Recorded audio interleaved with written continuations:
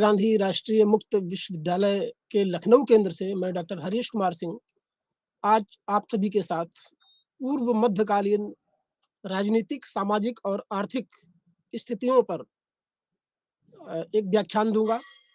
जैसा कि अपने विगत व्याख्यान में हमने आपके साथ चर्चा करी थी कि किस तरह से गुप्तोत्तर काल के बाद यानी गुप्त साम्राज्य के पतन के पश्चात और गुप्तोत्तर काल में कन्नौज जो है पाटलिपुत्र की जगह सत्ता का केंद्र बना। लेकिन जैसे ही हर्षवर्धन का पतन हो रहा है, हर्षवर्धन के समापन के बाद बड़ी रिक्तता आ जा रही है और इस रिक्तता के कई कारण थे। हमने पूर्व में चर्चा करा था, थोड़ा-सा उसको अभी हम लोग समराइज़ करेंगे। जैसे उत्तर भारत की राजनीतिक दशा क्या हो गई? केंद्रीयकरण की शक्तियाँ कमज़ोर हो रही हैं और विकेंद्रीकरण की शक्तियाँ हावी हैं।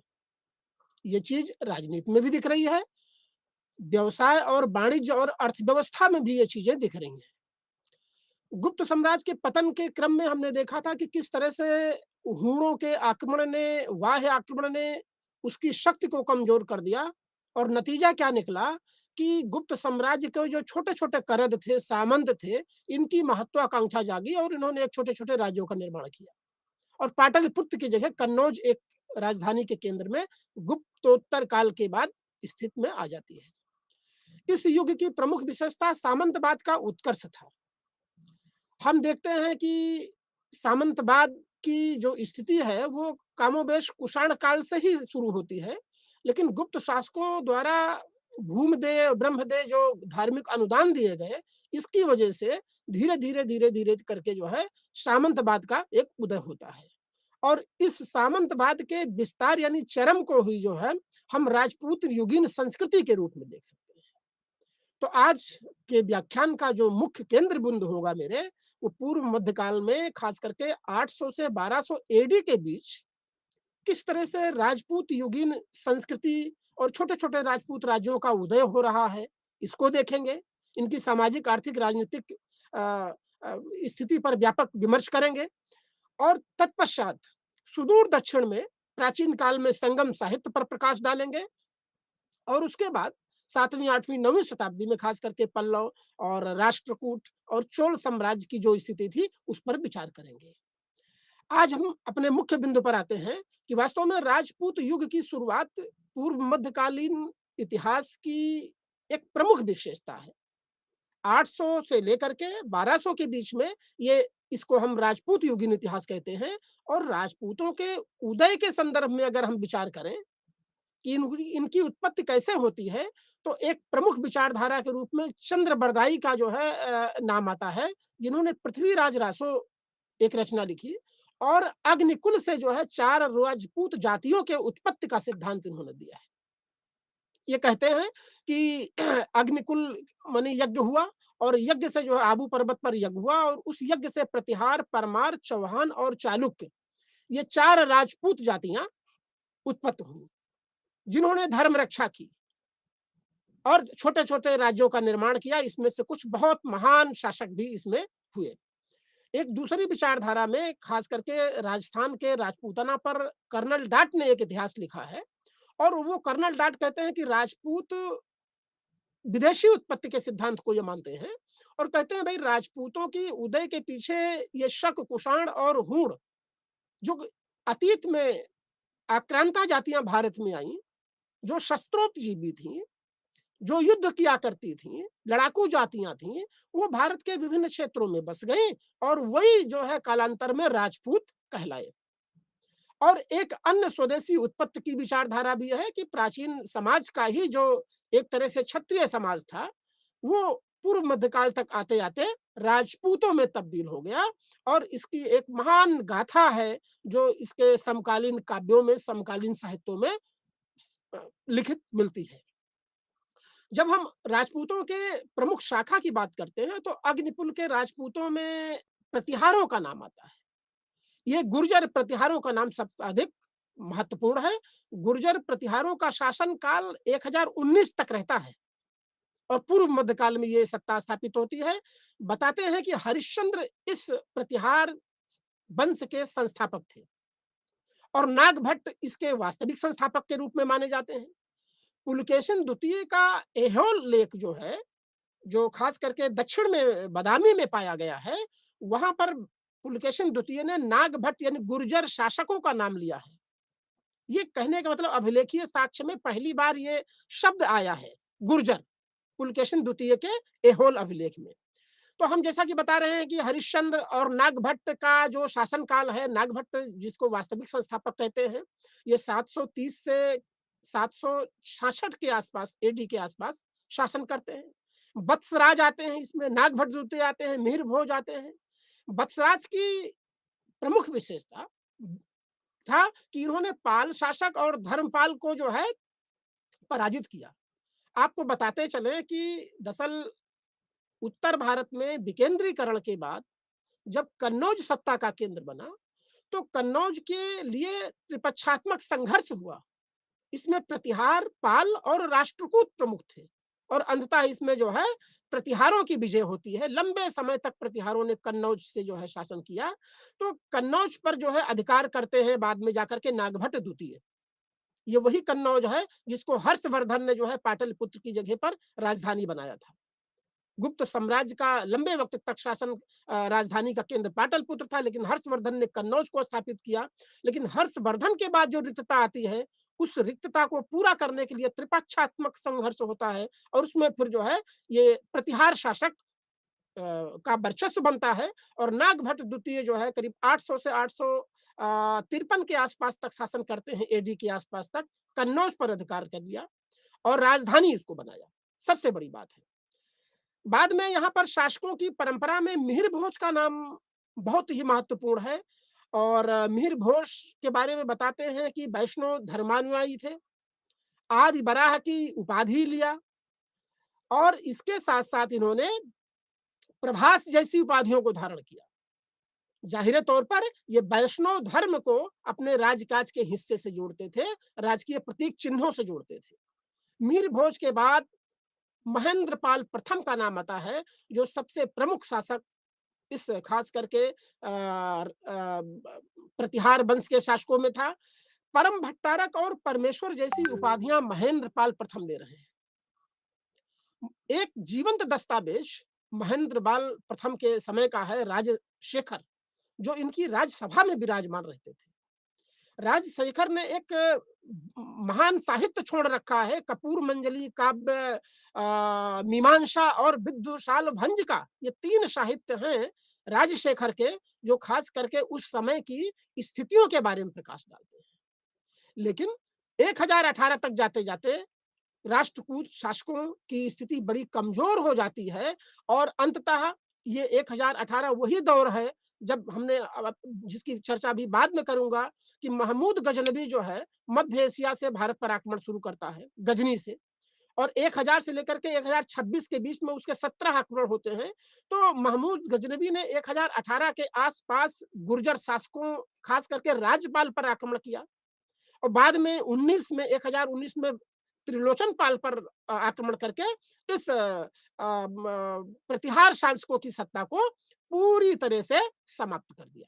तो कुल मिलाकर के 1019 के आसपास तक जाते जाते प्रतिहार राजवंश पूरी तरह से समाप्त हो गया, जो उत्तर भारत के राजपूताना शासकों में सबसे अहम राज्य था, सबसे अहम था। इसके शासकों ने लंबे वक्त तक उत्तर भारत में कन्नौज को केंद्र बना करके सत्ता किया और साहित्य के माध्यम से और अपनी उपलब्धियों को, गाथा को अंकित कराया। अब हम देखते हैं कि प्रतिहारों का जब पतन हो रहा है, खास करके कन्नौज से, तो प्रतिहारों के जो सामंत थे, उन्होंने छोटे-छोटे कई राज्य स्थापित किए। ये सबसे अहम है, क्योंकि पूर्व मध्यकाल जैसा कि मैं पहले बता चुका हूं, सामंतवाद के चरम की श्रृंखला को दर्शाता है। सामंतवाद जिसकी शुरुआत जो है कुषाण से शुरू होती है और सातवाहन काल और उसके बाद गुप्त काल में ये अपने विस्तार को प्राप्त होता है। इसमें जो है सामंतवाद की परंपरा में पहले भूमि अनुदान जो मिला, उस भूमि अनुदानों के साथ साथ धीरे धीरे उनको उस पर रहने वाली प्रजा पर न्याय करने का भी अधिकार दे दिया गया और धीरे धीरे ये काफी सक्षम हो गए और उन सामंतों ने अपनी सत्ता स्थापित कर दी। ऐसे ही प्रतिहारों की पृष्ठभूमि पर 1019 तो उसका अंत किया गजनवी ने। लेकिन उसके पहले से ही प्रतिहारों के तमाम सामंतों ने, जैसे गढ़वाल वंश हुआ, गुजरात के चालुक्य यानी सोलंकी वंश हुआ, मालवा के परमार हुए, मध्य भारत के कलचुरी हुए, दिल्ली के चौहान हुए, इन लोगों ने जो है प्रतिहारों की खंडहर पर ही बड़े राज्य का निर्माण किया। सबसे पहले हम देखते हैं गुजरात के चालुक्य की बात करते हैं। इसको सोलंकी भी कहते हैं। अग्निकुल से उत्पन्न राजपूतों में इनका भी नाम आता है। मूल राज प्रथम शासक के रूप में आता है गुजरात में, और अल्हनबाड़ को इसने राजधानी बनाया। दूसरे शासक में भीम प्रथम आते हैं 1022 से 1064 के आसपास। ये भीम प्रथम ही हैं जिनके समय पर महमूद गजनबी का गुजरात के सोमनाथ मंदिर पर आक्रमण हो रहा है 1026 में। अल बरूनी उस समय की जीवंत दस्तावेज किताबुल हिंद में लिखता है, और वो कहता है कि जब महमूद गजनबी गुजरात के सोमनाथ मंदिर पर आक्रमण करने जाता है तो भीम प्रथम छिप जाता है, भाग जाता है, और लूटपाट करने के बाद जब गजनबी वापस आता है तभी वो पुनः अपनी गद्दी के पास अपने राज्य में वापस लौटता है। भीम प्रथम के पास जयसिंह सिद्धराज का नाम आता है। उसके बाद कुमारपाल एक प्रमुख शासक है जो खास करके गुजरात के चालुक्य यानी सोलंकी वंश का महत्वपूर्ण शासक है। ये जैन धर्म का अनुयायी था, जैन धर्म का समर्थक था। इसके बावजूद कुमारपाल के बारे में एक विवरण है कि उसने सोमनाथ मंदिर का पुनरुद्धार कराया। तत्पश्चात भीम द्वितीय आते हैं, और खास करके 1195 के आसपास जो है ये भीम द्वितीय वहां पर शासन करते हैं। ये वही समय है जब भारत में गोरी के आक्रमण हो जाते हैं। तराइन का प्रथम युद्ध 1191 और फिर द्वितीय युद्ध 1192। चंदावर के युद्ध में गोरी उत्तर भारत में पूरी तरह से सत्ता की स्थापना कर लेता है, और 1195 में जाकर के भीम द्वितीय को सत्ता से हटा करके और गुजरात के चालुक्यों को कुतुबुद्दीन ऐबक दिल्ली यानी लाहौर की सल्तनत में मिला लेता है, क्योंकि ऐबक की राजधानी अभी दिल्ली नहीं बनी है, वो लाहौर से ही अपना शासन संचालित करता है। प्रतिहारों के सामंतों में एक अन्य सरदार जिनको सामंत कहते हैं, जिन्होंने राज्य का निर्माण किया, जयजग भुक्त के चंदेल हैं। लंबे वक्त तक इधर नर्मदा घाटी और इस महोबा के एरिया में चंदेलों ने शासन किया। ये प्रतिहारों के सामंत थे। इनकी खजुराहो आध्यात्मिक राजधानी थी, और कलिंजक एक तरह से सैन्य राजधानी थी। बताते हैं कि नानुक इसका संस्थापक था। यशोवर्मन, धंग, विद्याधर जैसे महान राजाओं की श्रृंखला इसमें प्रतिहारों के सामंतों में जजभूत के चंदेलों की है। और खजुराहो का जो चतुर्भुज मंदिर है, आज भी वो एक तरह से जीवंत दस्तावेज है, जिसको यशोवर्मन ने स्थापित किया था, जिसका निर्माण कराया था। पृथ्वीराज ने महोबा में आदि बराह मंदिर बनवाया, जिसको कहते हैं धंग के समय पर बना। और ऐबक ने जो है भी इस चंदेलों की राजधानी को जो है खास करके 1000 मतलब 1195 के आसपास इस चंदेल साम्राज्य को ध्वस्त करके इसको सल्तनत या कहेंगे कि ऐबक के साम्राज्य में इसने मिला लिया। अन्य नामों में मालवा के परमाणु का नाम आता है। मालवा मध्य भारत का राज्य था, और ये विंध्य क्षेत्र में पड़ता है। ये सामरिक दृश्य से भी बहुत महत्वपूर्ण था, और उज्जैनी इसका प्रमुख केंद्र था। बाद में शासकों ने धारा और धारावर्ष को भी एक राजधानी बनाया, और 10वीं शताब्दी में मालवा में परमारों का आधिपत्य हो जा रहा है। बताते हैं कि इन परमारों के संस्थापक के रूप में श्रीहर्ष का नाम आता है। श्रीहर्ष के बाद वाक्यपति मंजू का नाम आता है। वाक्यपति मंजू महान विद्वान था। भोजशाला का निर्माण कराया इसने। इसी तरह से भोजशाला का निर्माण भोज करा रहा है, वाक्यपत मंज के बाद शासक बन रहा है। और खिलजी ने जो है इस मालवा के परमारों को अपने साम्राज्य में मिला लिया। मध्य भारत में कलचुरी एक मध्य अन्य शासन था, जो खास करके जो है ये भी प्रतिहारों के सामंत थे, और इन्होंने कलचुरियों ने राज्य की स्थापना की। अगर हम बात करें कि प्रतिहारों के खंडहर पर अन्य डायनेस्टियों में, तो गढ़वाल वंश का नाम बहुत महत्वपूर्ण है। चंद्रदेव इसके संस्थापक के रूप में जाते हैं, और 1080 के आसपास चंद्रदेव गढ़वाल वंश की स्थापना करते हैं, और कन्नौज को इसका प्रमुख केंद्र बनाते हैं। सबसे बड़ी बात यह है। और उसके बाद मदन पाल आते हैं, गोविंद चंद्र आते हैं, 1114 से 54 के बीच में शासन करते हैं। लंबा वक्त शासन काल रहता है। और गोविंद चंद की खास बात थी कि महान विद्वान जो लक्ष्मीधर थे, वो इसके दरबार में रहते थे। कृत्य कल्पतरु लक्ष्मीधर की एक महत्वपूर्ण रचना है, जो उस समय के स्थितियों पर प्रकाश डालती है। गोविंद चंद के बाद विजय चंद्र आते हैं और विजय चंद्र के बाद जयचंद्र जो है यहाँ के गढ़वाल वंश के शासकों की श्रृंखला में आते हैं और जयचंद का नाम ज्यादा महत्वपूर्ण है क्योंकि सत्ता का परिवर्तन जयचंद के समय पर हो रहा है। एक तो पृथ्वीराज चौहान इन चौहान वंश के शासकों से इनका संघर्ष भी इतिहास विदित है। दूसरे, गोरी के तराइन के प्रथम और तराइन के द्वितीय युद्ध के पश्चात जब गोरी ने दिल्ली में रहने का मन बना लिया तो चंदावर का युद्ध होता है और उस चंदावर के युद्ध में 1194 के में जयचंद पराजित होता है और मार डाला जाता है और इस गढ़वाल वंश को एक तरह से दिल्ली सल्तनत में मिला लिया जाता है। एक अन्य डायनेस्टी में चौहानों का नाम आता है और हम अभी चर्चा कर चुके हैं कि अग्निकुल के राजपूतों की उत्पत्ति में चौहान भी एक अहम कड़ी है, जिन्होंने दिल्ली को एक केंद्र बनाया। ये भी प्रतिहारों के सामंत थे और सोमेश्वर का एक बिजौलिया का प्रस्तर अभिलेख मिला है, उसमें खास करके चौहान शासकों की वंशावली की जानकारी मिलती है। ये बहुत अहम है। वकपति फर्स्ट और बिग्राराज द्वितीय तृतीय ये प्रमुख शासक इसमें होते हैं। ज्यादा अहम जो इतिहास के छात्र छात्राओं को ध्यान में रखना चाहिए, प्रतियोगिता के दृष्टिकोण से भी महत्वपूर्ण है, अजय राज ने अजमेर नगर की स्थापना की। ये चौहान वंश के ही शासक थे। पृथ्वीराज तृतीय की बात करें, जिसको राय पिथौरा कहते हैं, तो वास्तव में दिल्ली सल्तनत की स्थापना के पूर्व चौहान वंश का ये प्रमुख शासक था जो दिल्ली में शासन कर रहा था। और इसी के समय पर गोरी का आक्रमण होता है। 1191 तराइन का फर्स्ट युद्ध और 1192 तराइन का द्वितीय युद्ध, जिसमें ये पराजित हो जाता है। और इसके दरबारी कवि चंद बरदाई इसके बारे में लिखते हैं कि इनको गजनी ले जाया जाता है और वहां पर इनकी मृत्यु हो जाती है। तो कुल मिलाकर के हम देखते हैं कि चौहानों का जो है अंश अंत 1192 के आसपास जाते जाते समाप्त होता है और एक अहम राजपूत शासक जाति दिल्ली के सत्ता से बेदखल होती है। और हम देखते हैं कि 1118 में जब महमूद गजनवी आता है तो वो उधर गुर्जर प्रतिहारों का अंत कर रहा है। जो बचे खुचे शासक हैं खास करके राजपाल और त्रिलोचन पाल, और यहाँ पर ये चौहानों वंश का भी वो पतन कर रहा है। उत्तर भारत के अन्य महत्वपूर्ण राज्यों में बंगाल के पाल और सेन वंश का भी विवरण आता है, जिन्होंने लंबे वक्त तक उत्तर भारत में सत्ता के लिए संघर्ष किया। हम अभी बता चुके हैं कि पालों ने किस तरह से कन्नौज के लिए त्रिपक्षात्मक संघर्ष में एक अहम कड़ी के रूप में थे। पाल वंश की स्थापना गोपाल नाम के एक सामंत ने की थी और 750 से 770 एडी के आसपास आ, ये विवरण आता है। वैष्णव धर्म के अनुयायी थे गोपाल। और गोपाल के बाद धर्मपाद का शासन आता है, जो बहुत महत्वपूर्ण शासक था।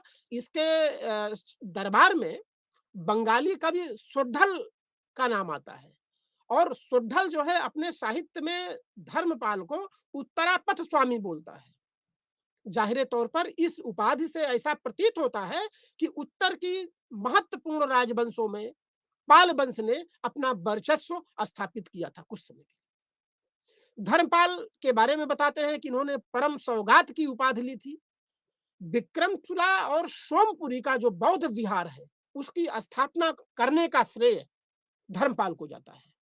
ये बौद्ध शिक्षा के प्रमुख केंद्र थे और जिसके बारे में मैं अभी चर्चा करूंगा कि वास्तव में इसका अंत भी बाद में जब तुर्क लोग वहां तक जाते हैं तो तुर्कों ने इस बौद्ध विहार का अंत कर दिया था और कन्नौज पर अधिकार किया था धर्मपाल ने। जैसा कि हम अभी बता रहे हैं कि जो त्रिपक्षात्मक संघर्ष चल रहा था वो करीब शताब्दियों तक चला और उस त्रिपक्षात्मक संघर्ष में कभी प्रतिहार हावी रहे तो कभी पाल हावी रहे, तो अंततः राष्ट्रकूटों के हाथ जो है ये सत्ता लगी। धर्मपाल के बाद देवपाल का नाम आता है और देवपाल के भी लिए कहा जाता है कि ओदंतपुरी में बौद्ध मठ की स्थापना की। विग्रहपाल अन्य शासक है, नारायणपाल और महिपाल का नाम आता है, लेकिन धीरे धीरे पाल वंश जो है की भी सत्ता का एक तरह से अंत होता है और इसी पृष्ठभूमि में नदिया के आसपास सेन वंश का शासन आता है। और ये पाल वंश के पतन की पृष्ठभूमि में ही ये इनका उत्थान हो रहा है। सेन वंश के संस्थापकों में सामंत सेन एक अहम कड़ी है, संस्थापक माना जाता है। इसके बाद विजय सेन एक प्रमुख शासक हैं, 1065 से करीब 1058 के आसपास ये रहते हैं। और विजय सेन के बाद बल्लाल सेन, जिनके बारे में इतिहासकारों ने भी लिखा है और समकालीन साहित्य में भी विवरण मिलता है। बल्लाल सेन का जो शासन काल है, वो 1058 से 78 के आसपास है। इतिहास में लिखा मिलता है कि बल्लाल सेन ने एक कुलीनवाद आंदोलन चलाया। अतीत में उस दौर में कुलीनवाद में मतलब शासन प्रशासन में कुलीन लोग ही रहेंगे, और ऐसा एक आंदोलन बल्लाल सेन चलाते हैं। ये खुद एक साहित्यकार थे। दान सागर एक रचना इनकी है जो जीवंत दस्तावेज है इनके लेखनी की। अद्भुत सागर इनकी रचना है। और निशंक शंकर की उपाधि ले रहे हैं बल्लाल सेन। बताते हैं कि बल्लाल सेन के बाद लक्ष्मण सेन आते हैं, लेकिन लक्ष्मण सेन तक जाते जाते एक तरह से सेन वंश की सत्ता का पतन हो जा रहा है, अंत हो जा रहा है। और 1202 तक आते आते बख्तियार खिलजी, जो अपने एक कुछ शाही घुड़सवारों के साथ बंगाल की तरफ दिल्ली सल्तनत के विस्तार को अ, अंजाम देते हुए जाता है और नदिया को पूरी तरह से ध्वस्त कर देता है, बौद्ध मठों को ध्वस्त कर देता है, और इस तरह से सेन वंश का पतन होता है। उत्तर भारत के अन्य राज्यों में अगर हम कहें पूर्व मध्यकाल में, तो एक शाही वंश है, अगर जिसकी चर्चा ना की जाए तो अधूरा है। उत्तर भारत से पूर्व मध्यकाल में जो भी आक्रमण हो रहे हैं, उनके लिए एक तरह से बाउंड्री वाल के रूप में शाही वंश के शासकों ने काम किया। उद्भांडपुर इनकी राजधानी थी, और काबुल घाटी और गंधार के आसपास ये प्रमुख वंश, शाही वंश जो है उत्पत्ति और विस्तार कर रहा है।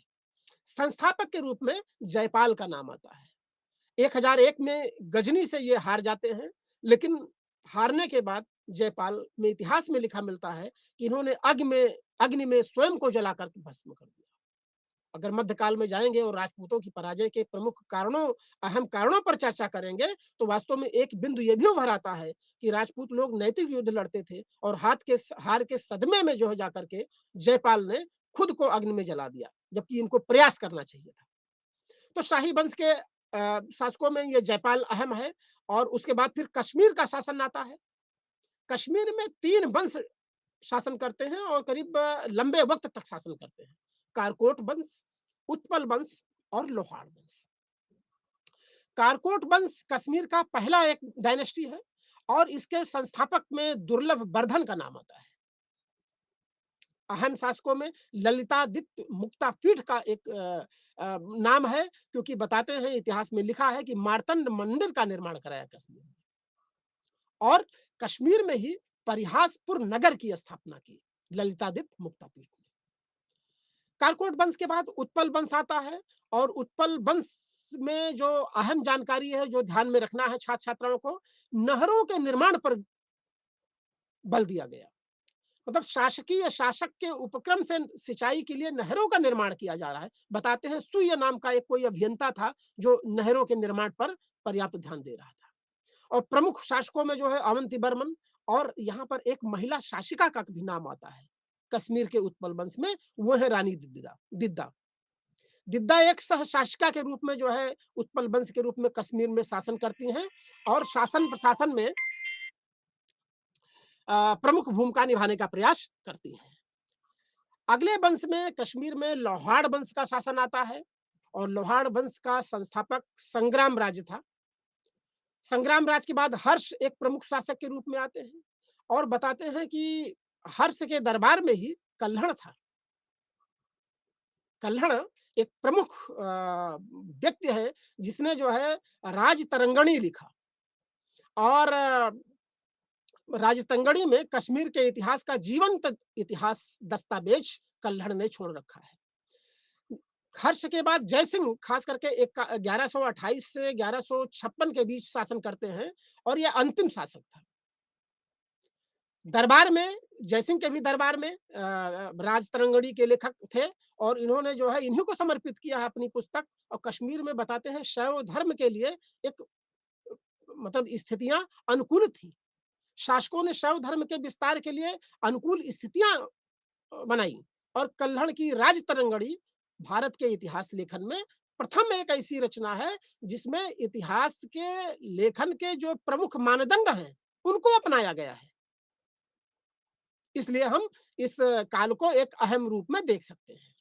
अब हम देखेंगे कि उत्तर भारत में ये जो राजपूताना के राज थे, हर्षवर्धन के पश्चात पूर्व मध्यकाल में 800 से 1200 के बीच में जो ये राजपूताना के राज प्रतिहारों की पृष्ठभूमि में पल बढ़ रहे हैं, चौहान हो गए, सोलंकी हो गए, गढ़वाल हो गए, और परमार हो गए, चौहान हो गए, तोमर हो गए, इनकी सामाजिक और राजनीतिक स्थिति कैसी है। तो यहाँ पर हम देख रहे हैं कि राजनीतिक रूप से यह पूरा का पूरा पूर्व मध्यकाल विकेंद्रीकरण का युग है, जहां पर सामंतवाद अपने चरम पर है। सामंतवाद की पिरामिडीय व्यवस्था में सबसे ऊपर राजा होता है, उसके नीचे छोटा सामंत, उसके नीचे और छोटा सामंत, और फिर नीचे और छोटा सामंत, सबसे नीचे कृषक होता है। राजा कृषक पर सीधे संपर्क नहीं कर रहा है, सीधे शासन नहीं कर रहा है, बल्कि अपने उप और चतुरांशिक यानी छोटे सामंतों के माध्यम से कृषक प्रजा पर शासन कर रहा है। तो विकेंद्रीकरण की प्रमुख विशेषता यही है कि केंद्रीय शक्ति नहीं है, राजा अपने सामंतों पर अपनी ही शक्ति के लिए निर्भर है। और चूंकि सामंतों का सीधा सरोकार उस भौगोलिक सीमा पर रहने वाली जनता से है, जिन्हें मतलब अधिकारों में न्यायिक अधिकार भी दिया गया, कर अधिशेष कलेक्शन का भी अधिकार दिया गया, और धीरे धीरे वो सक्षम होते गए। और जब सामंत सक्षम होते गए, केंद्रीय नेतृत्व कमजोर होता गया, तो ये सामंतों ने उत्तर भारत में छोटे छोटे राजपूत राज्य स्थापित कर लिए। लेकिन इसकी जो राजनीतिक स्थिति थी, वही इनके विकेंद्रीकरण, वही इनके आर्थिक पतन का भी कारण था। राजनीतिक विकेंद्रीकरण ने आर्थिक गतिविधियों को हतोत्साहित किया। इस पूरे के पूरे शासनकाल में हमें ना के बराबर मुद्रा मिलती है। यानी जो मुद्रा व्यवस्था प्राचीन भारत में वाणिज्य व्यापार में अपनाई जा रही है, राज्य के द्वारा, शासकों के द्वारा जारी किया जा रहा है, उसकी रिक्तता यहाँ पर दिख रही है। और वाणिज्य व्यापार फिर से विनिमय पर चल रहा है। वाणिज्य व्यापार की गतिविधियां विकेंद्रीकरण के दौर में हतोत्साहित हो रही हैं। क्यों? क्योंकि जगह जगह छोटे छोटे राज्य टोल टैक्स, चुंगी कर, इसकी वजह से आवागमन का जो एक लंबा रास्ता होता था, उसमें व्यापारी गतिविधियों को हतोत्साहित मिल रही है। तो यह सामंतवाद ने जो है आर्थिक विकेंद्रीकरण का दौर पैदा किया। आर्थिक गतिविधियां यहाँ पर हतोत्साहित हो रही हैं। और सामाजिक रूप से क्या हो रहा है? सामाजिक रूप से स्मृत ग्रंथों के हिसाब से जो है यहाँ पर समाज का जातियों का उपजातियों में विभाजन हो रहा है। राजपूत के बारे में ही देखें तो किस तरह से तमाम लड़ाकू जातियों को एक राजपूत जाति के रूप में तब्दील किया जा रहा है। ये अग्निकुंड के उत्पत्ति के सिद्धांत की परंपरा को इससे देख सकते हैं। कर्नल डार्ट जो भी बता रहे हैं कि भाई ये जो विदेशी जातियां खास करके युद्ध में रत जातियां भारत में आई शकुषाण हो, वही धीरे धीरे इस 7वीं 8वीं 9वीं शताब्दी में आकर के राजपूत जातियों में तब्दील हो गए। तो अब उत्तर भारत में ये छोटे छोटे राजपूत जातियां हैं जो हिंदू धर्म यानी वैष्णव और शैव धर्म को प्रमुख धर्म मान करके उत्तर भारत में शासन कर रहे हैं। अभी हम खास करके इस पूर्व मध्यकाल के धर्म के विकास पर लास्ट में इस पर प्रकाश डालेंगे। अब हम देखते हैं कि वास्तव में इस पूर्व मध्यकाल में दक्षिण भारत में क्या हो रहा है। दक्षिण भारत को हमने नहीं टच किया था, और मेरा ये इरादा था कि आपके साथ इसको एक साथ ही देखेंगे। अगर प्राचीन काल में देखें हम कि सुदूर दक्षिण में क्या हो रहा है, तो सुदूर दक्षिण पर प्रथम प्रकाश जो है संगम साहित्य से मिलता है। संगम कालीन साहित्य में चोल, चेर, पांड्य राज्यों का विवरण मिलता है। जब हम अशोक को पढ़े थे तो हमने देखा था कि अशोक किस तरह से अपने सीमावर्ती दक्षिण के चोल, चेर, पांड्य राज्यों के लिए एक पत्र निर्गत करते हैं कि आपको हमसे डरने की जरूरत नहीं है, बल्कि धम्म के हिसाब से आचरण करो। अब भेरी घोष की जगह मैंने धम्म घोष को अपना लिया है। तो वहां पर हम देखते हैं कि प्राचीन काल में दक्षिण भारत पर यह प्रकाश पड़ रहा है। हमने चर्चा करा संगम की। यह संगम क्या है? दरअसल तमिल कवियों का एक संघ था, और खास करके ये संघ जो है 100 एडी से 250 एडी के बीच में हुआ है। 3 संगीतियाँ हुई हैं, 3 संगम हुए हैं तमिल कवियों के। ये संघ पांड्य शासकों ने आयोजित किया, पहली बात जो ध्यान रखने की ज़रूरत है। और संगम राज्यों और राज्यों संगम साहित्य में चेर राजाओं का विवरण दिया गया है। अगर हम बात करें कि प्रथम संगम कब हो रहा है, तो बताते हैं अगस्त्य ने जो है पांड्य शासकों के अधीन मदुरा में पहला संगम किया था, जहां पर ये साहित्य लिखे जा रहे हैं। द्वितीय संगम तोलकाप्पियर इसके अध्यक्ष थे, पांड्य शासकों के अधीन कपाटपुरम में ये हो रहा है। तृतीय संगम के अध्यक्ष नकीर थे, ये भी पांड्य शासकों के अधीन और उत्तरी मदुरा में इसकी स्थापना हो रही है। बताना यह है कि वास्तव में वैदिक सभ्यता का जो विस्तार उत्तर भारत से दक्षिण भारत में हो रहा है, ये वही समय है। बताते हैं कि आर्य सभ्यता का दक्षिण में विस्तार अगस्त्य ऋषि ने किया, कौंडिय भी इनको कहते हैं, और इसके संगम साहित्य से भी प्रमाण मिलते हैं। तोलकाप्पियम संगम साहित्य का एक व्याकरण ग्रंथ है, अलंकार की पुस्तक है, और जो तमिल भाषा में लिखी गई है। इसी तरह से शिल्पादिगारम एक तरह से प्रमुख महाकाव्य है, और इस महाकाव्य में संगमकालीन समाज और उनकी मान्यताओं का जीवंत विवरण दिया गया है। अगर संगमकालीन प्रमुख राज्यों की बात करें, तो जैसा कि मैंने अभी कहा, चेर, चोल और पांड्य 3 प्रमुख राज्य थे। चेर राज्य, जैसे हमने बताया कि संगम साहित्य में राजाओं में चेर राज्यों का ही विवरण है। प्रतीक के रूप में धनुष को अपनाते थे। उदयन जेरल एक प्रमुख शासक के रूप में चेर वंश का नाम आता है संगम साहित्य में। वैसे ही आ, पांडवों की राजधानी, चोलों की राजधानी मल्लूर थी, और करिकाल एक प्रमुख शासक के रूप में इसका प्राचीन काल में नाम आता है, और पांडवों की राजधानी मदुरा थी। सभी संगमों को आयोजित करने का श्रेय पांड्य शासकों को ही जाता है। अब अगर हम इनके शासन प्रणाली की बात करें, तो प्राचीन काल में संगम साहित्य से जो चीजें उभर के आती हैं, उसमें राजतंत्र की बात यहाँ पर आती है। समाज में आर्य संस्कृति का प्रसार हो रहा था। अगस्त ऋषि ने इसको धीरे धीरे दक्षिण में ले जाकर के विस्तार दिया था। बल्लाल एक महत्वपूर्ण जाति में उभर करके आ रही है। सती प्रथा का प्रचलन यहाँ पर यदा कदा दिखता है। दास प्रथा के भी संकेत संगम साहित्य में मिलते हैं। अगर वाणिज्य व्यापार के प्रमुख केंद्रों के रूप में देखें, तो संगम साहित्य में तोंडी, मुशरी और पुहार, जिसे काबरीपत्तनम कहते हैं, प्रमुख वाणिज्य व्यापार या रिहायशी केंद्र के रूप में उभर के आ रहे हैं। और पुहार की तो आधुनिक खुदाई से रोमन बस्तियों के भी प्रमाण मिले हैं। पुहार जाहिर तौर पर प्रमुख व्यापारिक केंद्र था। प्राचीन काल में रोम के लोग जब भारत से व्यापार करते थे, तो बताते हैं कि नावों में भर के स्वर्ण मुद्राएं लाते थे, और यहां से काली मिर्च लेकर के जाते थे। और इस काली मिर्च को यवन, उस साहित्य में यवन कहा गया है, और ग्रीकों को, यूनानियों को यवन प्रिय भी कहा गया है। यवन प्रिय एक काली मिर्च के रूप में, और यह काली मिर्च का व्यापार भारत के पक्ष में उस दौर में होता था। मैंने चर्चा पूर्व के व्याख्यान में किया था कि पेरिप्लस ऑफ एरिथ्रियन सी का लेखक कुछ दक्षिण सुदूरवर्ती इन राज्यों का विवरण देता है, और उनके साथ वाणिज्य व्यापार में की स्थिति पर भी प्रकाश डालता है। दक्षिण में एक अन्य चीज जो महत्वपूर्ण है, वो मुरुगन की उपासना की जा रही है। मुरुगन क्या है? एक प्राचीन देवता का नाम है, और बाद में इन्हीं का नाम सुब्रमण्य मिल जाता है, जिसको दक्षिण के इन राज्यों के लोग पूजा अर्चना करते थे।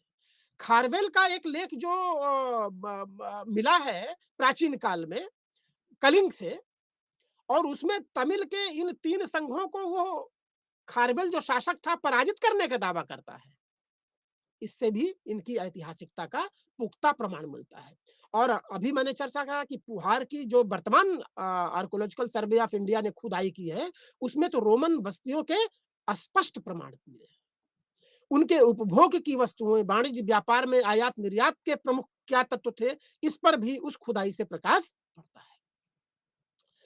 सुदूर दक्षिण में संगम काल के राज्यों के बाद अगर हम पूर्व मध्यकाल की स्थिति में अगर लौट के आवें, तो हम देखते हैं संघ की दक्षिण भारत में, सुदूर दक्षिण भारत में सबसे प्रमुख राष्ट्र के रूप में राष्ट्रकूटों का उदय हो रहा है, जो विंध्याचल पर्वत से नीचे, नर्मदा ताप्ती से नीचे दक्षिण भारत में ये राज्य स्थापित हो रहा है। मान्यखेट इनकी राजधानी थी, राष्ट्रकूटों की। और अभी मैंने चर्चा करा था कि कन्नौज के त्रिपक्षीय संघर्ष में कैसे राष्ट्रकूट एक अहम कड़ी के रूप में उभर के आए थे। प्रतिहार, राष्ट्रकूट और पालों के बीच में यह संघर्ष चला था, सदियों तक चला था। और जिसमें कभी पाल जीत रहे हैं, तो कभी प्रतिहार जीत रहे हैं, तो कभी राष्ट्रकूट जीत रहे हैं।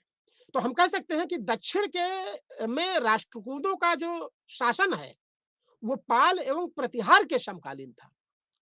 इसको हम समकालीन साहित्यों को, दस्तावेजों को सम्यक विवेचन के पश्चात इस निष्कर्ष पर पहुंचते हैं।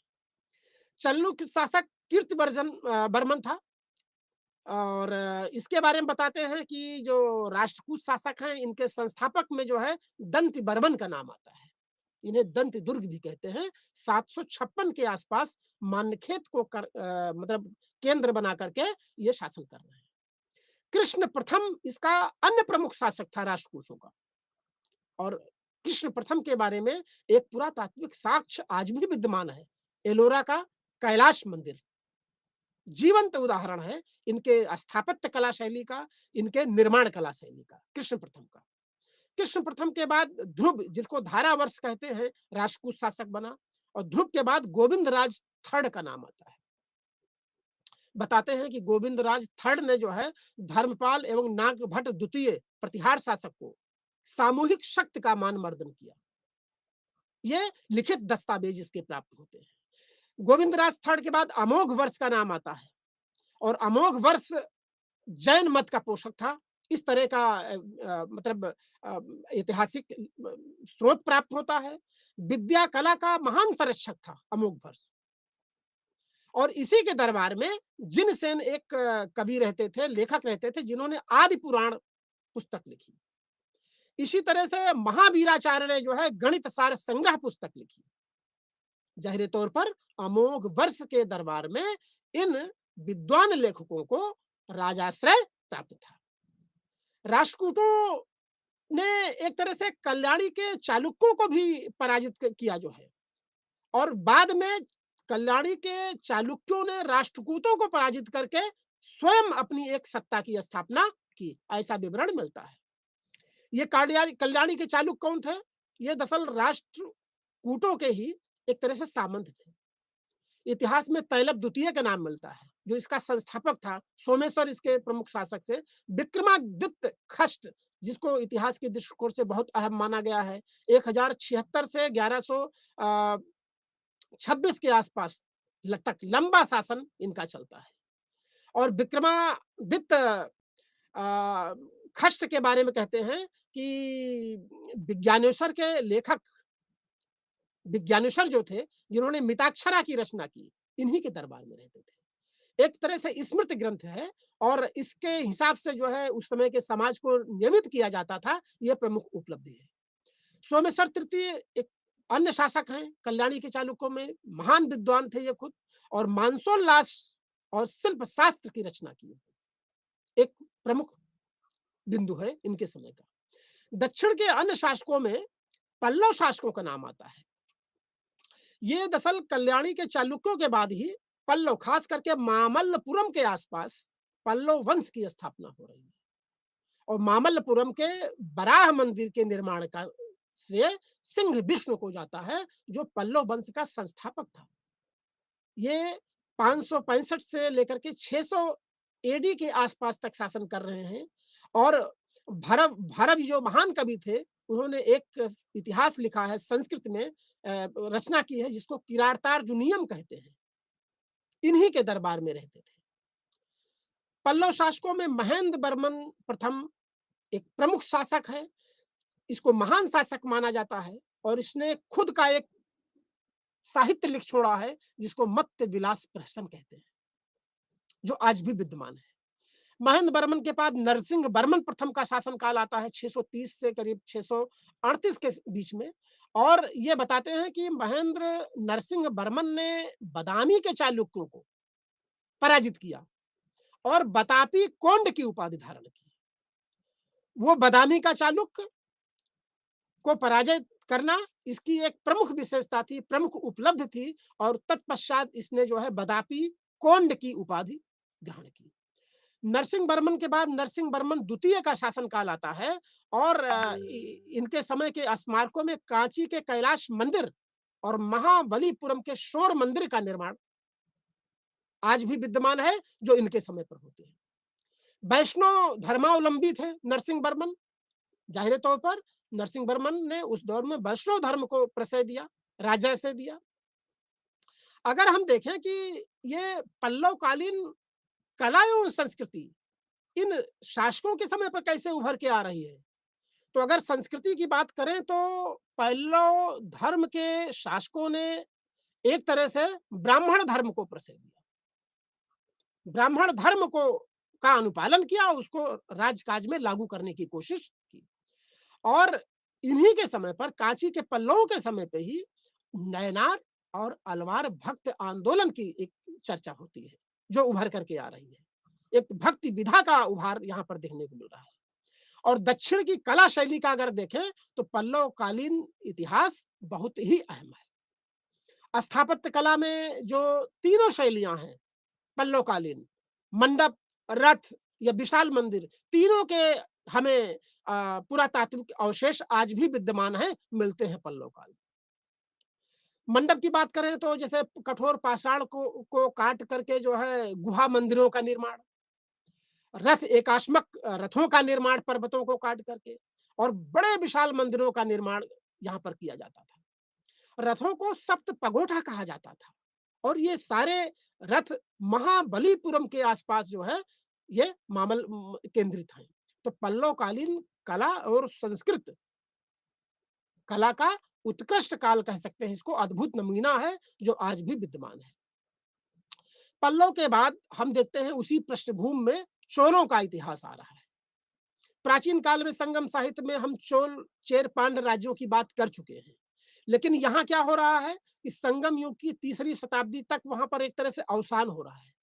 लेकिन वही चोल आकर के विजयालय के समय 850 के आसपास एक स्वतंत्र सत्ता की स्थापना कर रहे हैं। विजयालय क्या थे? पल्लवों के सामंत थे। लेकिन पल्लवों की पृष्ठभूमि में ही फिर चोलों का एक तरह से पुनर्राज्य की स्थापना हो रही है। 850 से 887 ईसा एडी के आसपास विजयालय यहाँ पर शासन कर रहे हैं। विजयालय के बाद आदित्य फर्स्ट शासक आते हैं। राजराज एक शासकों की श्रृंखला में महान नाम आता है। 985 से लेकर के 1014 के एडी के आसपास इनका शासन का था। बताते हैं कि राजराज प्रथम ने जो है कलिंग सहित मालदीव के तमाम क्षेत्रों पर को विजित करके अपने साम्राज्य का अंग बना लिया। हम कह सकते हैं कि प्राचीन कालीन दक्षिण सांस्कृतिक विस्तार को अगर राजराज प्रथम ने अंजाम दिया तो इसमें कोई अतिशयोक्ति नहीं है। श्रीलंका को जीत रहे हैं और मालदीव के द्वीप समूह के तमाम छोटे छोटे देशों में खास करके ये चोल शासक राजराज प्रथम जीत रहा है। और तंजौर में राज राजेश्वर मंदिर का निर्माण राजराज के समय की सबसे प्रमुख विशेषता है। राजराज के बाद राजेंद्र फर्स्ट शासककार है और राजेंद्र फर्स्ट की प्रमुख विशेषता है बंगाल विजय के पश्चात गंगई कोल्ड की उपाधि लेते हैं। यहां पर देखना है कि खास करके उत्तर भारत को विजित करने का, बंगाल को विजित करने का कि कितनी लोलुपता है चोल शासकों में। और इतना ही नहीं, बंगाल को विजित करने के बाद गंगा बताते हैं कि उन शासकों से गंगा की धारा से घड़ों में जल मंगा करके और स्नान किया और गंगई कोल्ड चोंडपुरम की उपाधि जो है ये ले रहे हैं। चोल शासकों की इस पूर्व मध्यकाल की अंतिम परंपरा में कुलुंगटू फर्स्ट का नाम आता है 1070 से 1020 के आसपास। और बताते हैं कि फिर ये चीन को दूत मंडल भेजते हैं, 28 दूत मंडलों को चीन भेजते हैं। राजेंद्र थर्ड अंतिम शासक था चोलों का और जिसने शासन किया। और धीरे-धीरे फिर जो है सुदूर दक्षिण में भी अलाउद्दीन के समय पर जाते-जाते दक्षिण में के राज्यों में एक विस्तार होता है और अलाउद्दीन के जो सेना नायक थे, वो दक्षिण के राज्यों को विजित करते हैं। अब हम देखते हैं कि चोल प्रशासन प्रशासन के दृष्टिकोण से बहुत अहम है, राजा केंद्र में है और प्रांतों को मंडल के रूप में इंगित किया गया है चोल साहित्य में। 6 मंडलों की बात जो है आती है।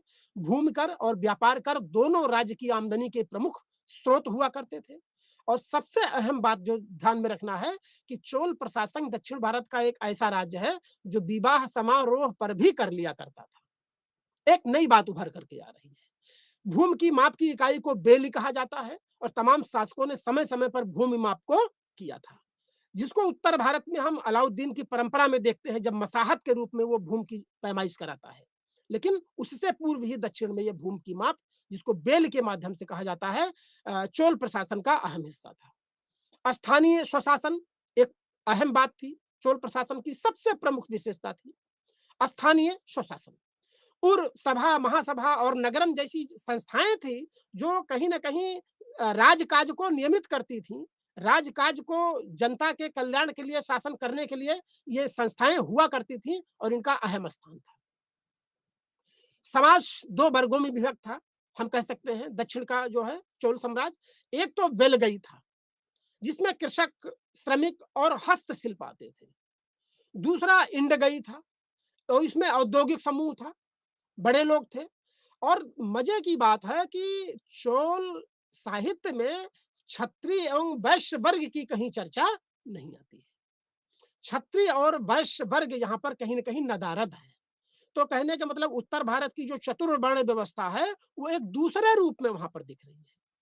हाँ, मंदिरों में देवदासी प्रथा का प्रचलन था, ऐसा विवरण साहित्य से मिलता है। दास प्रथा के भी सीमित प्रमाण चोल साहित्य में मिलते हैं।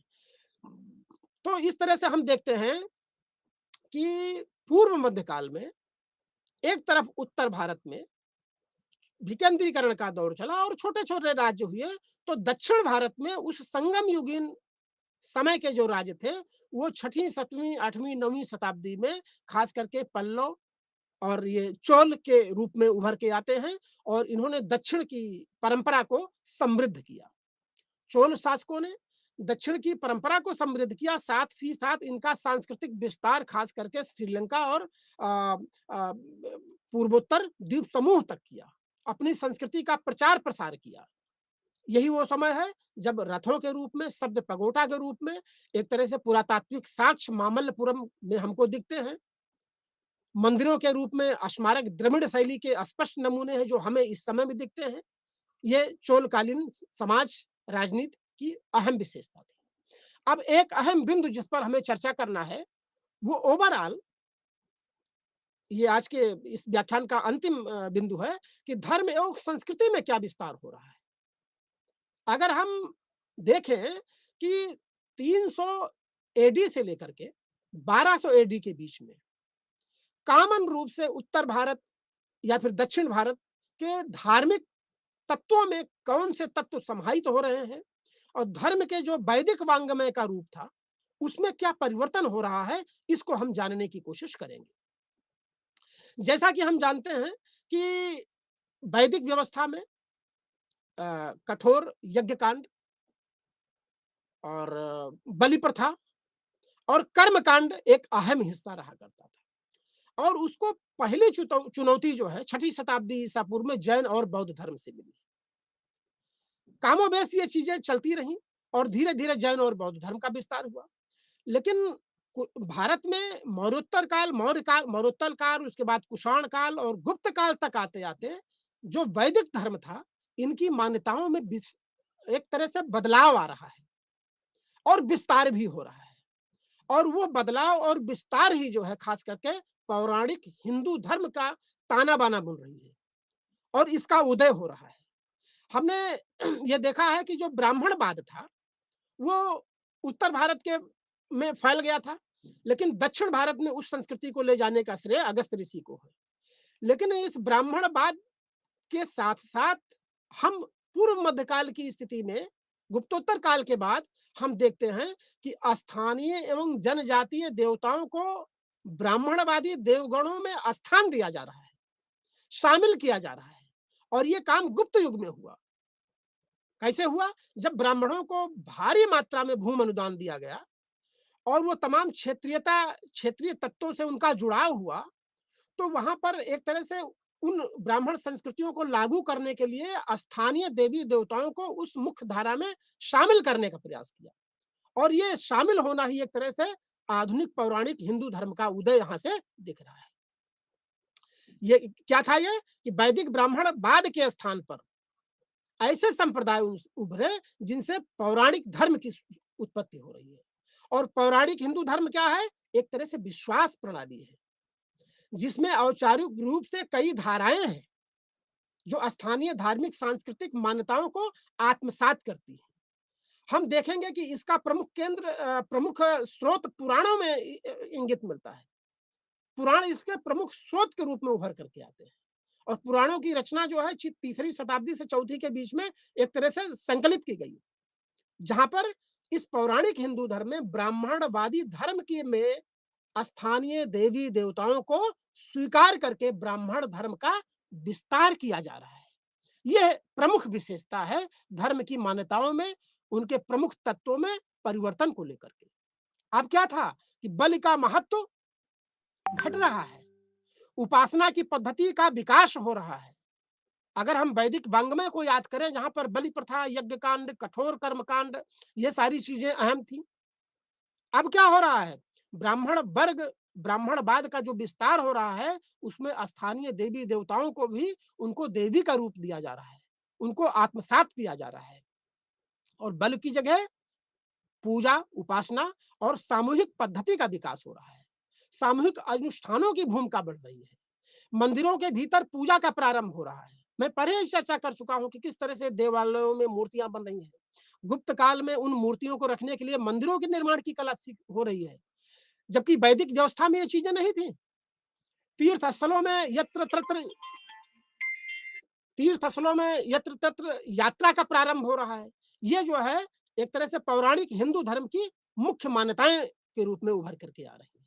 और हिंदू पौराणिक धर्म के हम तीन रूपों को देखेंगे। इन तीन रूपों में जैसे शैववाद, वैष्णववाद और शक्तिवाद, ये तीन चीजें हैं।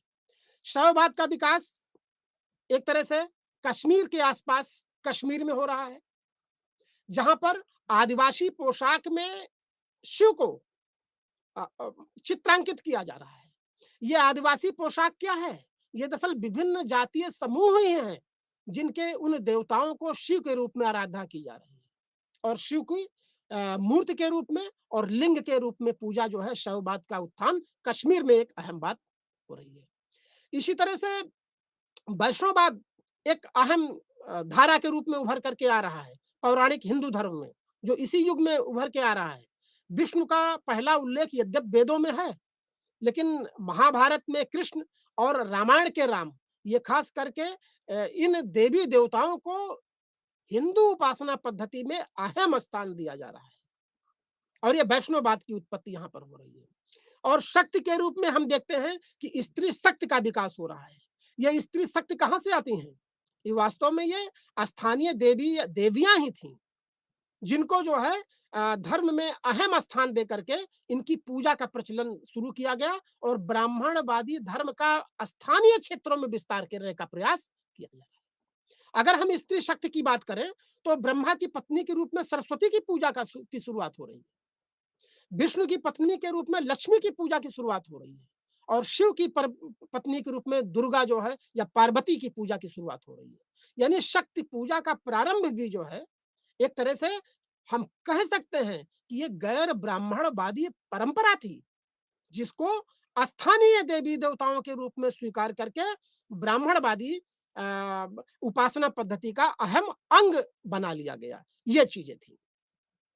तो इस प्रकार हम देखते हैं कि वैदिक ब्राह्मणवाद का जो स्थान था, वो पौराणिक हिंदू धर्म ने ले लिया, पूर्व मध्यकाल तक आते आते।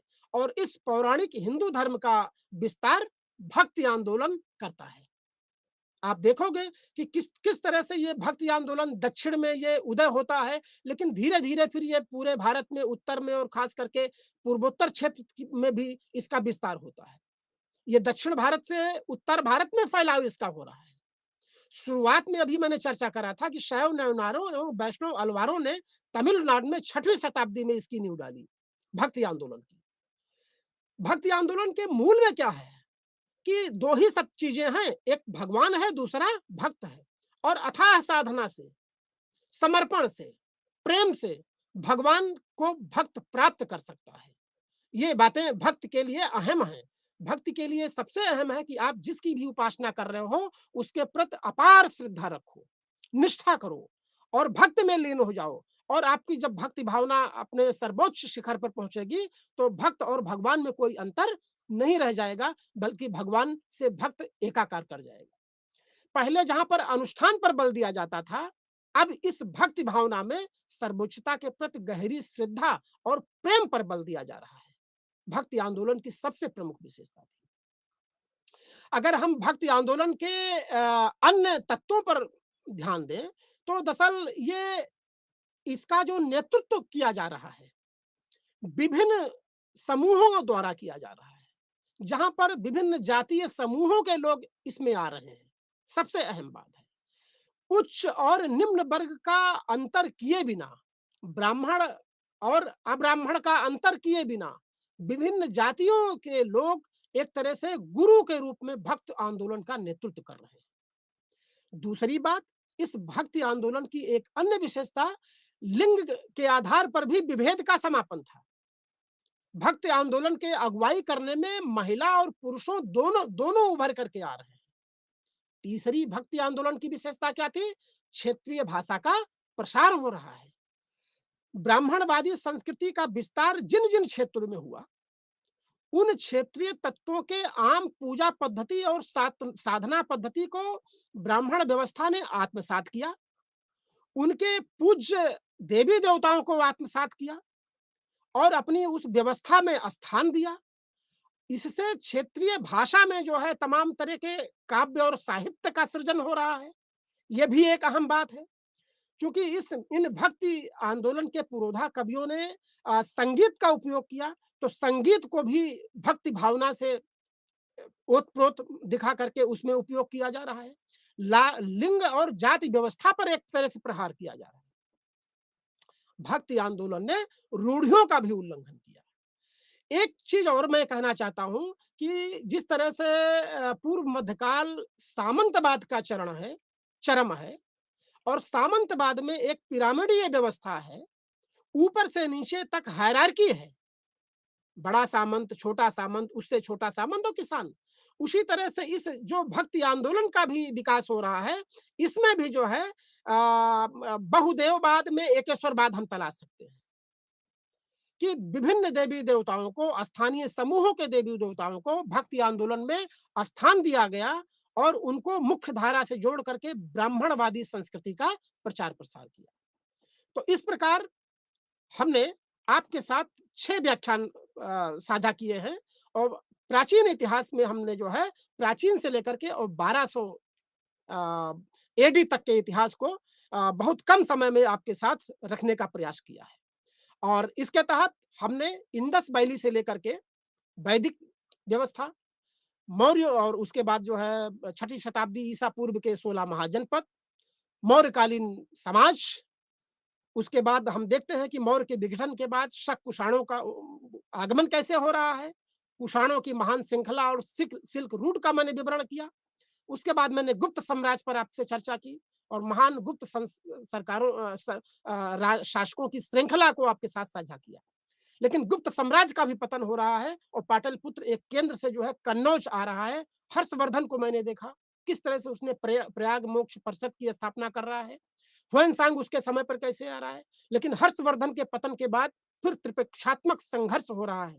उस त्रिपक्षात्मक संघर्ष में प्रतिहार, पाल और राष्ट्रकूट शासक आते हैं और अंततः कन्नौज पर जो है प्रतिहारों का, गुर्जर प्रतिहारों का राज्य आ रहा है और यहीं से एक तरह से विकेंद्रीकरण अपने चरम पर है। छोटे छोटे राजपूत राज्य उत्तर भारत में आ रहे हैं, केंद्रीय शक्ति का ह्रास हो रहा है, वाणिज्य व्यापार का ह्रास हो रहा है, आर्थिक गतिविधियों के एक लोकल केंद्र पैदा हो रहे हैं। और सुदूर दक्षिण में क्या हो रहा है कि सुदूर दक्षिण में भी संगम साहित्य से लेकर के संगम कालीन जो चोल चेर पांड्य राज्य थे, और फिर जब छठी शताब्दी में जो है पल्लव खास करके का उदय हो रहा है, और उसी पृष्ठभूमि पर चोलों का उदय हो रहा है। और चोलों में महान शासकों ने गंगई कोंड और बतापी कोंड की उपाधि ले रहे हैं, श्रीलंका से लेकर के और उत्तर पूर्व के क्षेत्रों में आधिपत्य स्थापित कर रहे हैं। इन चीजों को हमने देखा। धार्मिक विकास में हमने देखा कि किस तरह से ब्राह्मणवादी व्यवस्था के स्थान पर वैष्णव धर्म का, यानी पौराणिक हिंदू धर्म का उद्भव और विकास इन 500-600 वर्षों के दरमियान हो रहा है, जहां पर ब्राह्मणवादी व्यवस्था ने अपना विस्तार करते करते